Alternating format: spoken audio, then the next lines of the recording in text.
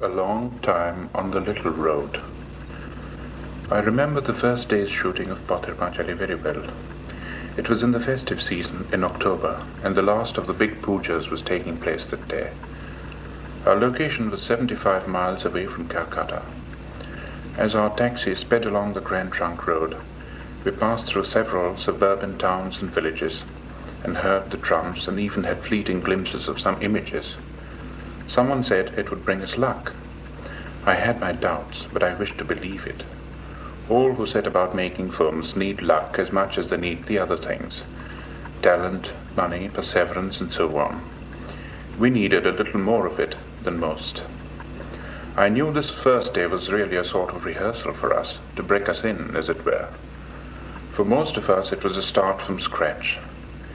There were 8 on our unit, of whom only one, Bansi, the art director, had previous professional experience.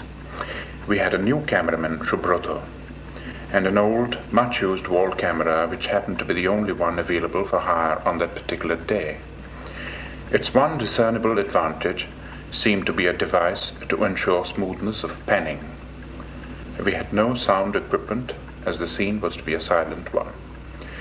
It was an episode in the screenplay where the 2 children of the story, brother and sister, stray from their village and chance upon a field of karsh flowers. The 2 have had a quarrel, and here in this enchanted setting they are reconciled, and their long journey is rewarded by their first sight of a railway train. I chose to begin with this scene because on paper it seemed both effective and simple. I considered this important because the whole idea behind launching the production with only 8,000 rupees in the bank was to produce quickly and cheaply a reasonable length of rough cut which we hoped would establish our bona fides, the lack of which had so far stood in the way of our getting a financier. At the end of the first day's shooting we had 8 shots. The children behaved naturally, which was a bit of luck because I hadn't tested them. As for myself, I remember feeling a bit strung up in the beginning, but as work progressed, my nerves relaxed, and in the end I even felt a kind of elation. However, the scene was only half finished, and on the following Sunday we were back on the same location. But was it the same location? It was hard to believe it. What was on the previous occasion a sea of fluffy whiteness was now a mere expanse of uninspiring brownish grass. We knew karsh was a seasonal flower, but surely they were not that short-lived. A local peasant provided the explanation. The flowers, he said, were food to the cattle. The cows and buffaloes had come to graze the day before and had literally chewed up the scenery. This was a big setback. We knew of no other karsh field that would provide the long shots that I needed. This meant staging the action in a different setting, and the very thought was heartbreaking. Who would have known then that we would be back on the identical location exactly 2 years later, and indulge in the luxury of reshooting the entire scene with the same cast and the same unit, but with money provided by the government of West Bengal? When I look back on the making of Panchali, I cannot be sure whether it has meant more pain to me than pleasure. It is difficult to describe the peculiar torments of a production held up for lack of funds. The long periods of enforced idleness, there were 2 gaps totaling a year and a half, produced nothing but the deepest gloom. The very sight of the scenario is sickening, let alone thoughts of embellishing it with details or brushing up the dialogue.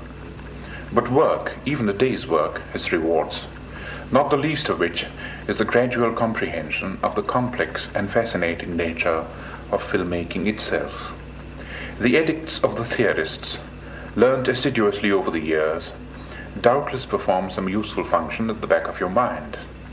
But grappling with the medium in a practical way for the first time, you realize, A, that you know rather less about it than you thought you did, B, that the theorists don't provide all the answers, and C, that your approach should derive not from Dovzhenko's earth, however much you may love that dance in the moonlight, but from the earth, the soil of your own country, assuming, of course, that your story has its roots in it.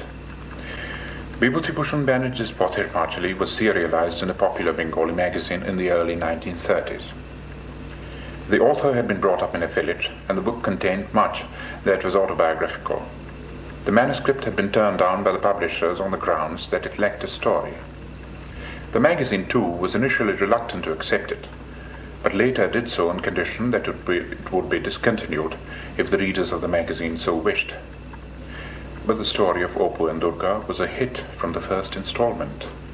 The book, published a year or so later, was an outstanding critical and popular success and has remained on the bestseller list ever since. I chose Pather Panchali for the qualities that made it a great book: its humanism, its lyricism, and its ring of truth. I knew I would have to do a lot of pruning and reshaping. I certainly could not go beyond the first half, which ended with the family's departure for Benares. But at the same time I felt that to cast the thing into a mold of cut-and-dried narrative would be wrong. The script had to retain some of the rambling quality of the novel, because that in itself contained a clue to the feel of authenticity. Life in a poor Bengali village does a ramble. Considerations of form, rhythm, or movement didn't worry me much at this stage. I had my nucleus, the family, consisting of husband and wife, the 2 children, and the old aunt. The characters had been so conceived by the author that there was a constant and subtle interplay between them. I had my time span of 1 year. I had my contrasts, pictorial as well as emotional, the rich and the poor, the laughter and the tears, the beauty of the countryside and the grimness of poverty existing in it. Finally, I had the 2 natural halves of the story culminating in 2 poignant deaths. What more could a scenarist want? What I lacked was first-hand acquaintance with the milieu of the story. I could, of course, draw upon the book itself, which was a kind of encyclopedia of Bengali rural life, but I knew that this was not enough. In any case, one had only to drive 6 miles out of the city to get to the heart of the authentic village. While far from being an adventure in the physical sense, these explorations into the village nevertheless opened up a new and fascinating world. To one born and bred in the city, it had a new flavor, a new texture, and its values were different. It made you want to observe and probe, to catch the revealing details, the telling gestures, the particular turns of speech. You wanted to fathom the mysteries of atmosphere. Does it consist in the sight or in the sounds? How to catch the subtle difference between dawn and dusk, or convey the grey, humid stillness that precedes the first monsoon shower? Is sunlight in spring the same as sunlight in autumn? The more you probed, the more was revealed, and familiarity bred not contempt, but love, understanding, tolerance. Problems of filmmaking began to recede into the background, and you found yourself belittling the importance of the camera. After all, you said, it is only a recording instrument. The important thing is truth. Get at it, and you've got your great humanist masterpiece. But how wrong you were. The moment you are on the set, the 3-legged instrument takes charge. Problems come thick and fast. Where to place the camera? High or low? Near or far? On the dolly or on the ground? Is the 35 okay, or would you rather move back and use the 50? Get too close to the action, and the emotion of the scene spills over. Get too far back, and the thing becomes cold and remote.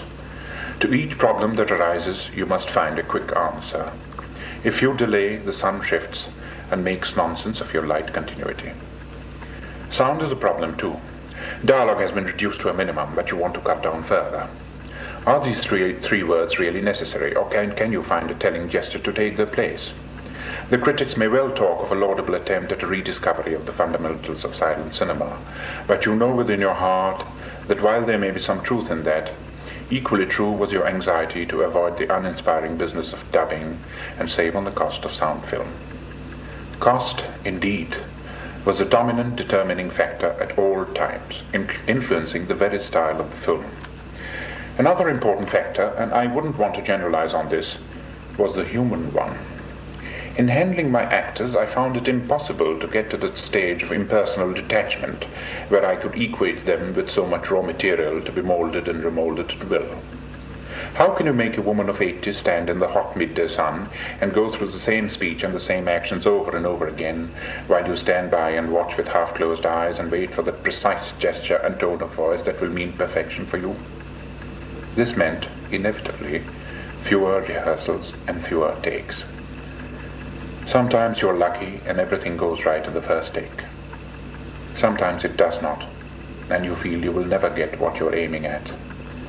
The number of takes increases, the cost goes up, the qualms of conscience become stronger than the urge for perfection, and you give up, hoping that the critics will forgive and the audience will overlook.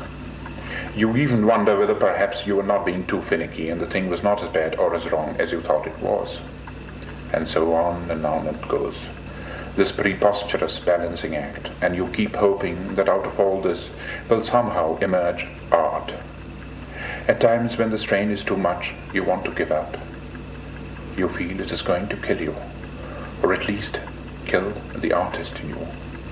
But you carry on, mainly because so much and so many are involved, and the day comes when the last shot is in the can, and you're surprised to find yourself feeling not happy and relieved, but sad.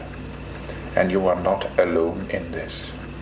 Everybody from Auntie, for whom it has been an exciting if strenuous comeback after 30 years of oblivion, down to the little urchin who brought the live spiders and the dead toad, shares this feeling. To me, it is the inexorable rhythm of its creative process that makes filmmaking so exciting in spite of the hardships and the frustrations.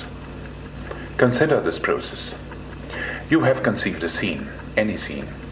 Take the one where a young girl, frail of body but full of some elemental zest, gives herself up to the first monsoon shower.